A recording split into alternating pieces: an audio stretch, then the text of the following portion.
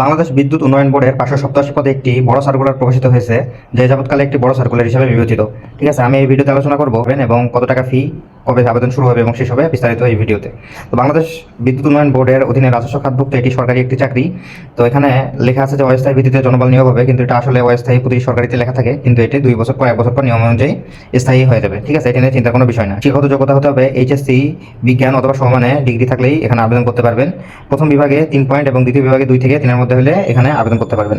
শারীরিক যোগ্যতা অবশ্যই সুস্বাস্থ্যের অধিকারী হতে হবে। খুঁটি স্থাপন অস্থাপনার কাঠামো ওঠানামার সক্ষমতা থাকতে হবে। কাজের মাধ্যমে শিক্ষণ এবং আগ্রহ ক্ষমতা থাকতে হবে। বিদ্যুৎ কেন্দ্রের পরিচালনা বিভাগ, বিদ্যুৎ উপকেন্দ্রের পাশে কাজের আগ্রহী থাকতে হবে।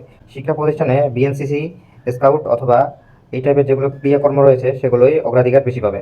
আবেদন শুরু হবে 3 আগস্ট 2026 সকাল 10টায় এবং আবেদন শেষ তারিখ হচ্ছে 23 আগস্ট 2026 বিকাল 5টায়। যারা যারা আবেদন করতে চাচ্ছেন অবশ্যই এই টাইমের মধ্যে আবেদন করে নেবেন। আর এই টাইপের যদি বিস্তারিত ভিডিও চান অবশ্যই কমেন্টে জানাবেন, আমি বিস্তারিত ভিডিও নিয়ে আসবো, সুবিধা অসুবিধা, বেতন কাঠামো ইত্যাদি নিয়ে। তো কারা কারা আবেদন করবেন, কারা কারা করবেন না, বিস্তারিত ওই ভিডিওতে আলোচনা করবো। তো ভিডিওটি এই পর্যন্তই। চ্যানেলটি অবশ্যই সাবস্ক্রাইব করবেন এবং একটি লাইক দেবেন।